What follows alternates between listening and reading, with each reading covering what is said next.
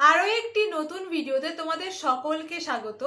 আশা করছি তোমরা সকলে খুব ভালো আছো। তো আজকের ভিডিওতে আমরা আলোচনা করব মূলত পুরুষার্থ নিয়ে। তো পুরুষার্থ বিষয়ে আলোচনা করার আগেই তোমাদের যেটা বলার, আমাদের চ্যানেলের ভিডিওগুলি যদি তোমাদের ভালো লেগে থাকে তাহলে অবশ্যই কিন্তু একটা লাইক করে দিও এবং চ্যানেলে নতুন থেকে থাকলে একটা সাবস্ক্রাইব করে দিও। তাহলে চলো আজকের ভিডিওটা শুরু করা যাক।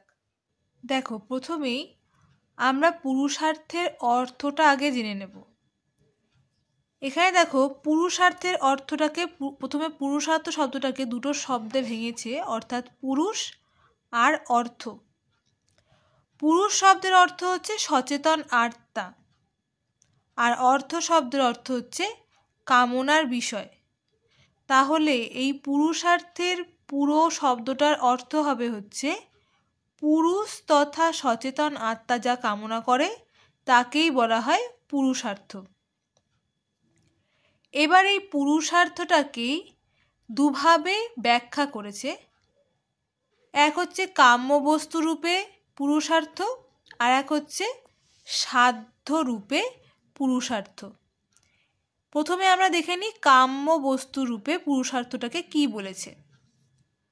মানুষ যা কামনা করে সেটাই হচ্ছে কাম্য বস্তু, অর্থাৎ মানুষ যেটাকে কামনা করবে, অর্থাৎ কামনার মাধ্যমে যে জিনিসটাকে আমরা পাই সেটাই হচ্ছে কাম্যরূপে পুরুষার্থকে প্রাপ্ত হওয়া।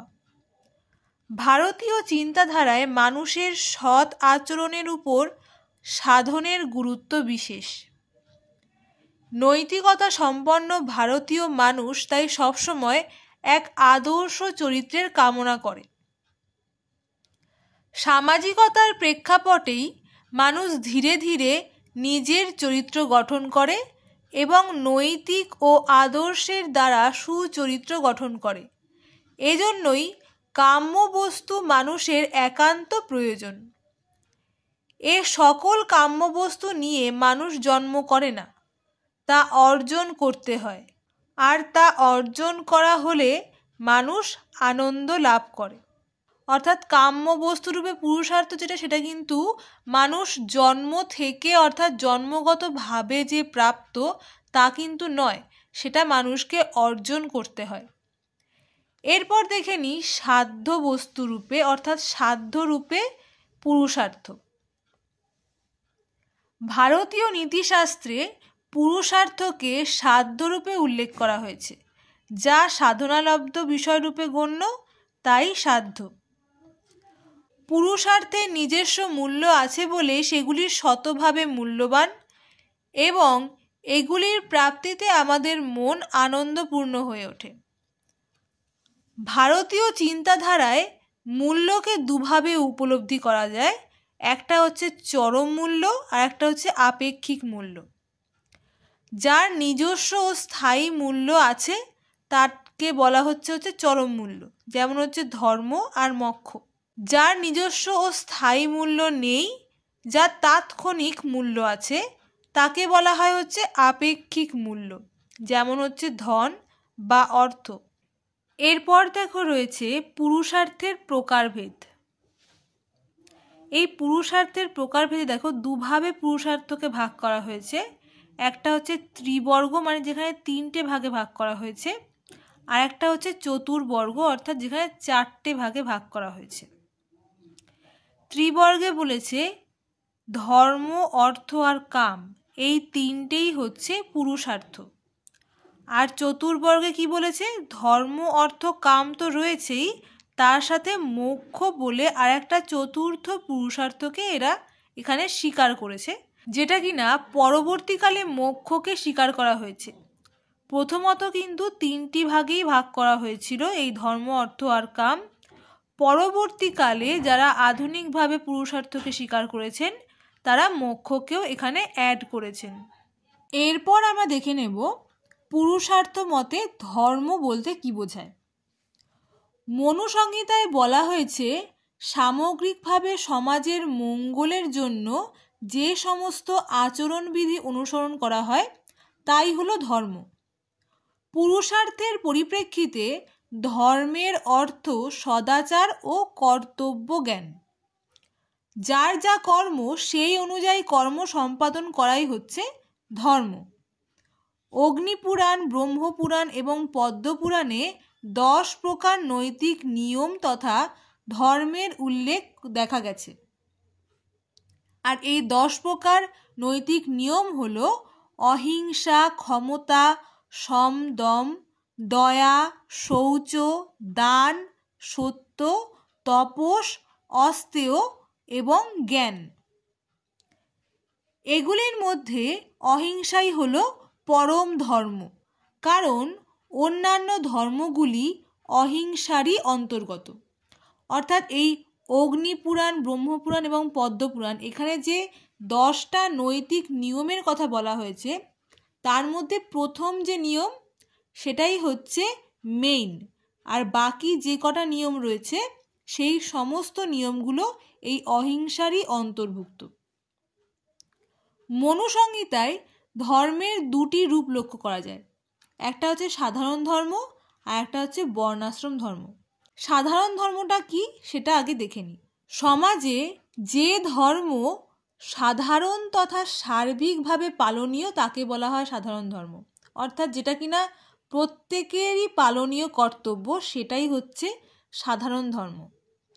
মনুসংহিতায় 10টি সাধারণ ধর্মের উল্লেখ করা হয়েছে, আর এই 10টি সাধারণ ধর্ম হচ্ছে ধৃতি, ক্ষমতা, দম, অস্তেয়, শৌচ, ধী, নিগ্রহ, বিদ্যা, সত্য আর অক্রোধ।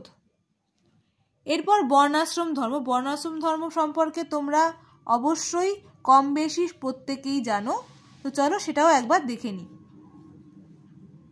বর্ণাশ্রম ধর্ম হলো এমনই ধর্ম যা মানুষের সামাজিক অবস্থান নিরপেক্ষ সমানভাবে পালনীয়।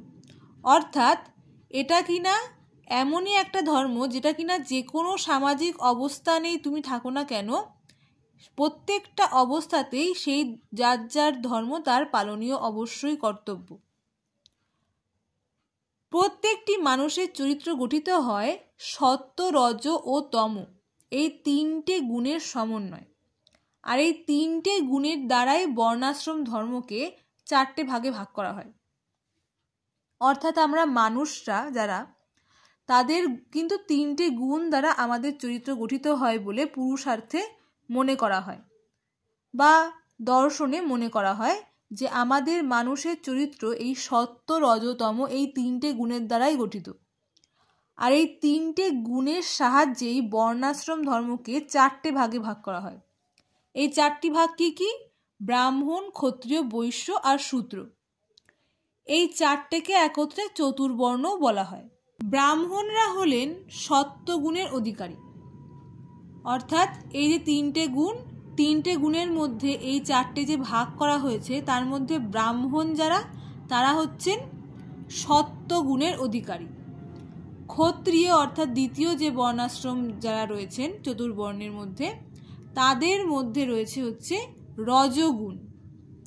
তৃতীয় অর্থাৎ বৈশ্য যারা রয়েছে তাদের মধ্যে রয়েছে হচ্ছে রজ আর তম, এই দুটো অর্থাৎ দ্বিতীয় এবং তৃতীয় এই দুটো গুণের মিশ্রণ রয়েছে।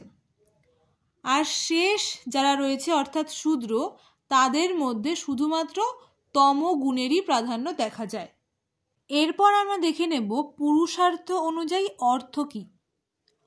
অর্থ শব্দটির দ্বারা সেই বিষয়গুলিকেই বোঝায় যা লাভ করা যায়, যা ভোগ করা যায়, যাতে অংশগ্রহণ করা যায় এবং যা আমাদের ও পরিবারের জীবন রক্ষণাবেক্ষণের জন্য সর্বদাই প্রয়োজন।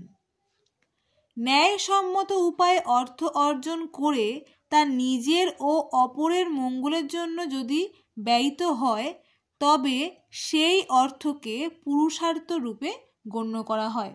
অর্থাৎ আমরা যে অর্থ উপার্জন করি সেটা যদি ন্যায়সম্মত হয় তবেই সেটা পুরুষার্থ বলে গণ্য করা হবে। অর্থ ছাড়া ধর্মাচরণও সম্ভব নয়, তাই চাণক্য অর্থকে ধর্মের মূল ভিত্তিরূপে উল্লেখ করেছেন। অর্থাৎ অর্থ না থাকলে কিন্তু আমরা কোনো রকম পূজা অর্চনা বা যাগযজ্ঞ কিছুই করতে পারবো না। তার কারণ হলো পূজা অর্চনা বা যাগযজ্ঞর জন্য যে সমস্ত উপাদানের প্রয়োজন হয় তার জন্য আমাদের অর্থের প্রয়োজন, আর অর্থ না থাকলে আমরা সেই পূজা অর্চনা বা যাগযজ্ঞ কোনো কিছুই কিন্তু করতে পারবো না। আর সেই কারণেই চাণক্য অর্থকে ধর্মের মূল বলে উল্লেখ করেছেন। জীবনের প্রতিটা ক্ষেত্রেই অর্থের প্রয়োজন, তবে যে কোনো উপায়ে অর্থ উপার্জনকেই কিন্তু কাম্য বস্তু তথা পুরুষার্থের মর্যাদা দেওয়া যায় না। অসৎভাবে নয়, পুরুষার্থের মর্যাদা পেতে হলে সৎ পথে অর্জন করতে হবে অর্থ। অর্থাৎ যে কোনো উপায়ে নয়, একমাত্র সৎ পথেই কিন্তু অর্থ উপার্জন করলে তবেই সেটাকে বলা যাবে পুরুষার্থ। এরপর আলোচনা করব পুরুষার্থ রূপে কাম। কাম শব্দের সাধারণ অর্থ হলো যৌন সুখ সম্ভোগ, কিন্তু ভারতীয় নীতিশাস্ত্রে কাম বলতে জাগতিক সমস্ত বস্তুর প্রতি আকাঙ্ক্ষাকেই অভিহিত করা হয়েছে। ভোগের মাধ্যমেই ত্যাগ সম্ভব, অর্থাৎ সংযত ইন্দ্রিয় সুখ সম্ভোগ না হলে দৈহিক সুখের প্রতি বৈরাগ্যের সঞ্চার হতে পারে না। কাম শব্দটির সংকীর্ণ ও ব্যাপক অর্থ রয়েছে, অর্থাৎ কামকে কিন্তু দুটো ভাগে ভাগ করা হয়েছে, একটা সংকীর্ণ অর্থে আর একটা হচ্ছে ব্যাপক অর্থে। এবারে সংকীর্ণ অর্থে কাম বলতে কি বোঝানো হয়েছে? সংকীর্ণ অর্থে কাম শব্দটির অর্থ হচ্ছে যৌন সুখ সম্ভোগের ইচ্ছা। এরূপ কামের দ্বারা শুধুমাত্র ইন্দ্রিয় সুখই সম্ভোগ করা যায়। আর ব্যাপক অর্থে কাম বলতে বুঝিয়েছে হচ্ছে বুদ্ধিদীপ্তভাবে যে কোনো প্রকার ইন্দ্রিয় সুখ সম্ভোগ। তো এই রইল আজকে ধর্ম, অর্থ ও কাম এই তিনটের বিষয়ে আলোচনা। চতুর্থ যে পুরুষার্থ রয়েছে অর্থাৎ মোক্ষ, এটার বিষয়ে নেক্সট ভিডিওতে তোমাদের সাথে আলোচনা করা হবে। তো আশা করছি আজকের টপিকটা বুঝতে তোমাদের কোথাও কোনো অসুবিধা হয়নি। তবুও যদি কোথাও ডাউট থেকে থাকে তাহলে অবশ্যই কিন্তু আমাদের কমেন্টে জানিও, এবং ভালো লেগে থাকলে অবশ্যই কিন্তু একটা লাইক করে দিও। আর আমাদের চ্যানেলে যদি নতুন থেকে থাকো তাহলে কিন্তু অবশ্যই সাবস্ক্রাইব করে দিও। আরও একটা বিষয়, আমাদের চ্যানেল নলেজ অফ ফিলোসফি কিন্তু একটা ফেসবুক পেজও রয়েছে, তোমরা চাইলে অবশ্যই আমাদের ফেসবুক পেজটাকেও ফলো করে দিও। আজকের ভিডিওটা এই পর্যন্ত। Thank you so much.